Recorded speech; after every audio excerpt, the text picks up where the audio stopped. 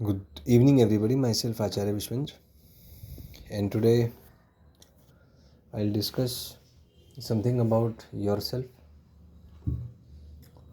So, let's begin with the thought experiment. So, just observe yourself, exploring all the dimensions of yours, and just think freely that what you are. So, certainly, you have got physical and the metaphysical dimensions. The physical dimension includes your body, and in body, the central part, the central nervous system, the brain, and the spinal cord. So that plays the very significant role of your identity.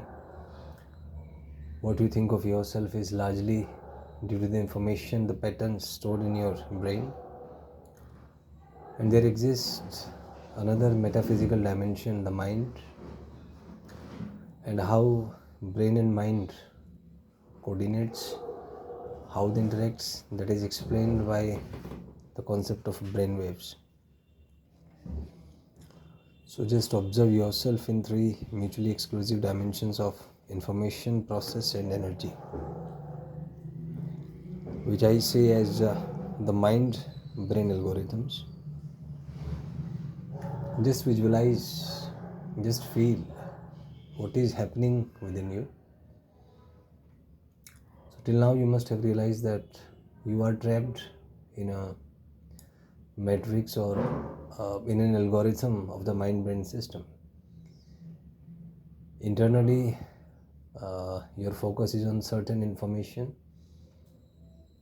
which may be due to the past experiments or the past experiences of life, or maybe you are in some imaginative world imagining something about the future, and a bit of consciousness. You are conscious of the present, you know what is there, what type of sound is there, who is speaking, what you can see. So you are also receiving information from the five senses, and in a way updating your mind brain system. It's updating your databases, and gradually you are in a way to be better version of yourself. So you like it or you don't like it, you are continuously changing because of the information and experiences received by the surroundings. So that simply explains that what is happening within us can be understood entirely in terms of information, processes, and emotions or energy. Suppose you are present somewhere, so there is something inside you which is storing every information. Just ask yourself what you were doing half an hour before or 1 hour before. So you will be able to recall that what you were doing.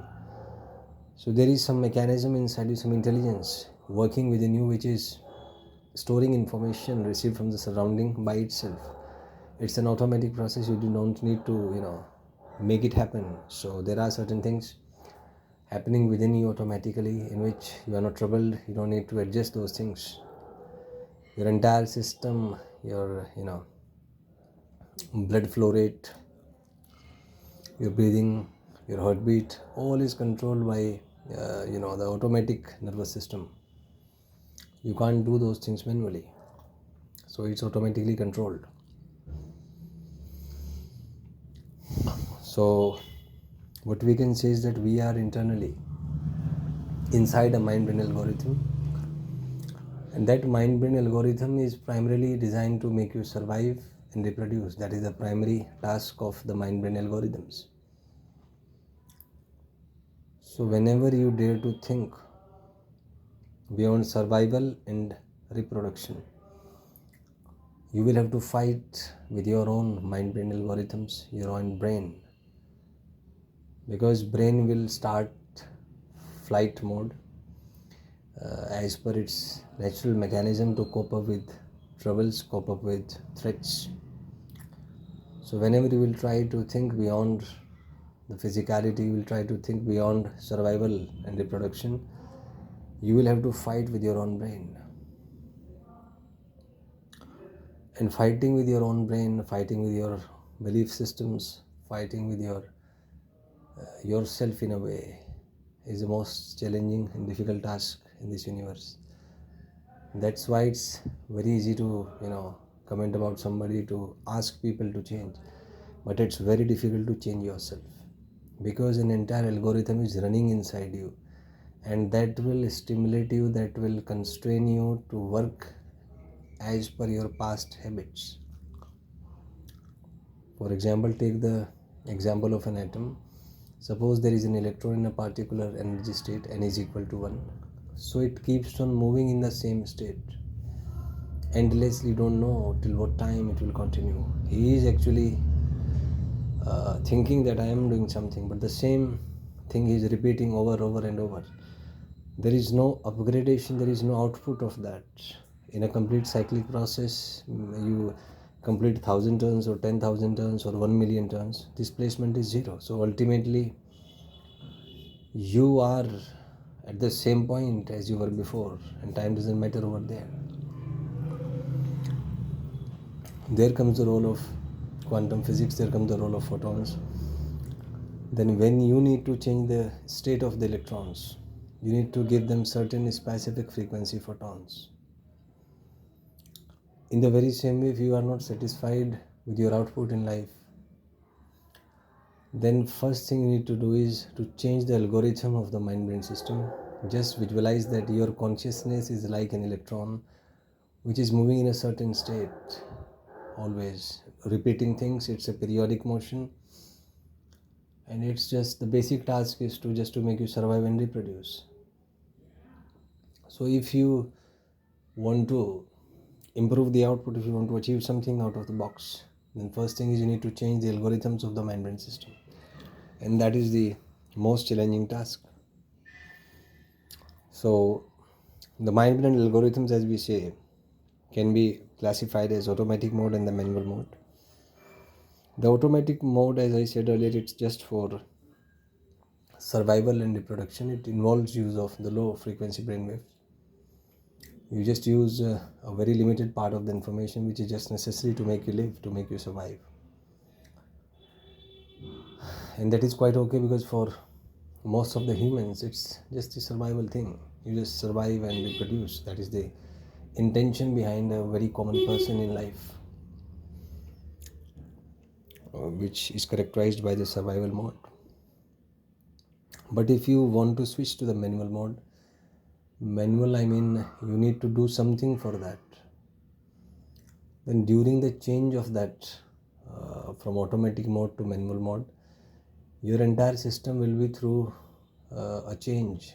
It will be through an updation. So certain functions will not be there. You will feel anxiety, you will feel negative vibes, you will feel depression, you will have low feelings. So whenever you have these negative feelings, that just means that something is changing inside you, and the natural reaction of the mind-brain system is to oppose that change. So there comes the role of higher dimensions of life. There comes the role of willpower, or something which can dominate the emotions. Because in life, there are situations when if you are not able to control or to manage your emotions, or to work or to dominate your emotions, then you will not be able to even survive. You will have to take harsh decisions that what to do at this instant of time. So the thing is that for the manual mode, you need to use high brainwave frequencies so that you can switch to the higher dimensions of life beyond survival and reproduction. So it is beyond survival. It is painful, but it's a long term. It will fetch you some positive results. So from my discussion till now, you must have realized that what you think of yourself is a combination of physical and the metaphysical dimensions, and that can also be analyzed as a triode of information, process and energy. And using this triode, there is a mind-brain algorithm. So what you think of yourself is nothing but a mind-brain algorithm. You are receiving information continuously from the surrounding, and using that information you are being updated at each moment. but perhaps you are not able to realize it, but it is happening. Just ask yourself what you did today. So you have stored a lot of information in forms of images, videos, sounds, text, feelings. So that makes you better than what you were yesterday. And this thing will continue. And here the role is, the thing to understand here is that using the physicality, there is a development of the metaphysical dimensions. There is a development of the consciousness. So it is said that the purpose of consciousness to be inside the physical body is to seek or to know the truth of life, or to get developed, or to move forward in the cycle of life. It is said that according to Hindu mythology, that life is a 7-stage game, and everybody has to move from stage 1 to stage 7, and the consciousness inside you is just aspiring to move to the higher level. There is no backtracking possible. You have to move from 1 to 7 in the very unidirection. There is no change of direction, because it doesn't work that way. Just feel that everybody is in a state of his, he's aspiring to do something better. He's manipulating things, he's doing this and that. But the ultimate purpose is to be a better version of himself or herself. So whatever may be the situation, this is the basic driving force behind every species, not even humans. Every species is in a certain way of transformation, of being a better version of himself. So this is a central thing which can connect everybody. Everything, right?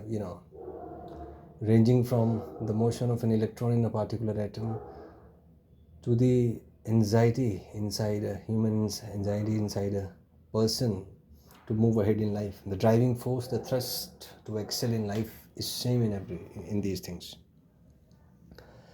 So if we want to look for theory of everything, or the string theory, which ultimately explains the entire universe, so one of the points may be a state of transition from lower state to the higher state, or a process of betterment. That is something which can relate to every scale, scale, and even the physical and the metaphysical dimension also. Because the metaphysical dimensions within us, which starts from the mind itself is in a desire to access the higher dimensions. It wants to go somewhere. It wants to be in a state where there is no pain, there are no negative vibes. It tries to avoid anything that pains you, that gives you grief. And it is all, trying to do something which gives you pleasure, which, makes you in a state of feeling good things, you see. But without bad, there is no concept of good. How you know something is good? Because there is something bad. Because if everything is good, how you are going to know that it is good or not? So life, if you observe, started from zero, and it is zero always. There are positive and negative things which, you can say that, which gets formulated simultaneously, and ultimately it results to zero. And this same process has continued for time immemorial. You don't know from where time started and how things started. Just start reversing the analysis, just start reversing the things, that what is the status of current universe and from where it started. You got the answer that everything started from the Big Bang and it was a singularity. But what was before singularity? Because nothing can, it's just like something can come from nothing. It seems to be illogical. But the universe itself, it came from nowhere as per the Big Bang theory. So that means the perception of an average human brain is not able to decode the hidden dimensions of life, or the metaphysical dimensions, from where things comes into the physical dimension. So things existed, but they were in a metaphysical form, and by some mechanism they got transformed in the physical dimension or in form of matter. If we think in this way, that energy don't need any matter, energy it shows its presence by manipulating matter in a certain way. Just observe, a person is doing something, so just think why he's doing something. Certainly there is an energy behind that which is making him do certain things. You cannot see the energy directly, but you can see the impact of energy through the matter. That is simply, that simply explains the relation between matter and energy, or matter and the wave. So energy is something which can change the state of matter, or any physical property of the matter, and it manifests itself in the form of something which is done by the matter itself. You can say that as energy, or in mythology you can say that as God or the Parbrahma. Names are many, but certainly we can conclude in all the dimensions of life that there is something mysteriously, something which is working very mysteriously, which has controlled everything, but which is it doesn't speak about itself. You cannot find him directly using the five sense brain. It's beyond the perception of a human brain, but it exists, and it is in fact holding the entire cosmos. You think anything, just free yourself and think out of the box. You cannot think beyond a certain level. You can't think beyond the limit of perception of your mind-brain system, because your brain will not respond to the higher frequencies. So in a way we can see that whatever we know, we feel, we think, we contemplate, we comprehend, whatever we do, that is within the limitations of the limitations of the mind-brain system. Everybody has got a range of frequencies which it can operate within a certain frequency, but beyond those frequencies there exist infinite things. There exist things which you can't never imagine. You can't even imagine those things.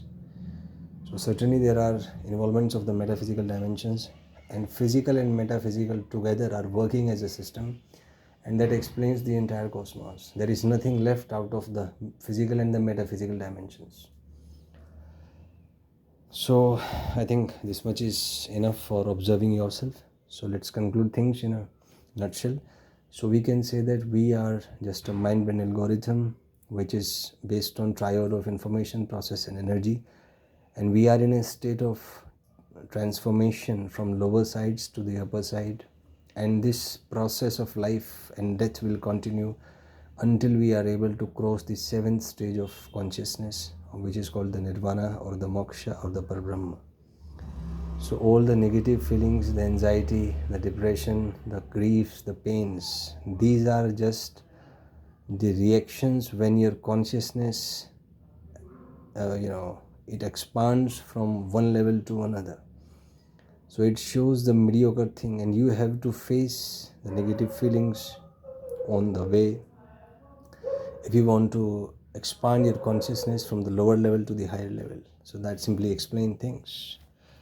I hope you get the point. If you have any doubt or any queries or want to know things more, you can ask in the comment section. Thank you and have a nice day.